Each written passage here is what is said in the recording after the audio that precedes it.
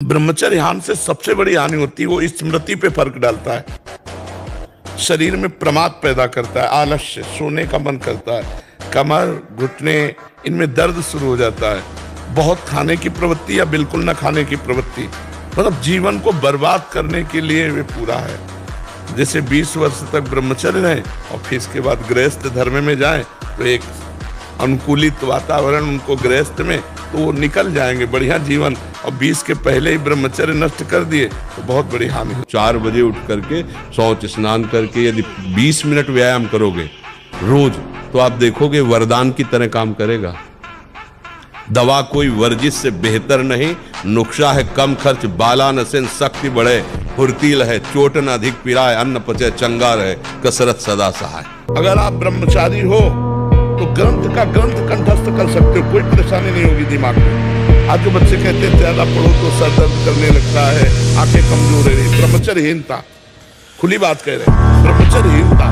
अगर ब्रह्मचर्य पुष्ट रखोगे कभी नहीं ऐसा बात आएगी। ये तू चिंता मत कर, बस गंदी दृश्य देखना बंद कर मोबाइल से, और गंदी हरकत करना बंद कर, और दंड बैठक मार, 2-3 किलोमीटर दौड़, सात्विक भोजन कर, सत्संग सुन, नाम जप कर, देख तेरे जीवन में प्रकाश आता है। ब्रह्मचर्य के द्वारा हमारी जब स्मृति प्रवीण होती है तो एक बार बोलो और बस दिमाग में हम उसको फिट कर लें।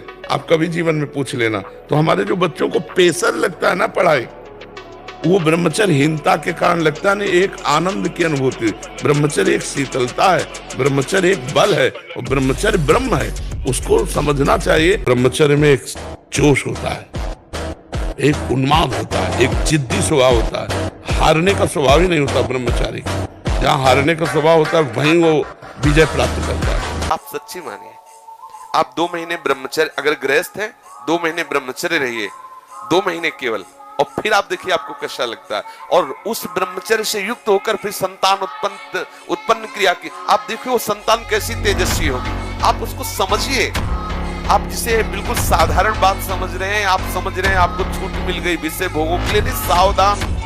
कुछ दिनों बाद आप ऐसे ऐसे रोगों से ग्रसित हो जाएंगे कि आप चलने लायक नहीं होंगे। आप खुद देख लीजिएगा, कुछ दिन बाद ऐसी आपकी इंद्रियां हो जाएंगी कि साधारण बातों में आप ब्रह्मचर्य रहित हो जाएंगे। विश्व का कोई भी सुंदर भोग इतनी ताकत नहीं रखता कि मन से भी भोगने की इच्छा आ जाए। शरीर की तो बात जाने दो, मन से भी भोगने की नहीं रखता। उनके बल से कह रहा हूं, उनके बल से कह रहा हूं, उनके द्वारा दी हुई शांति से कह रहा हूं, उनके द्वारा दी हुई शीतलता से कह रहा हूं। देखा है इसमें काम, देखा है क्रोध, देखा है इसमें, देखा है विकलता देखी भोगों की, और इसमें कृष्ण कृपा भी देखी। बलवान कौन है?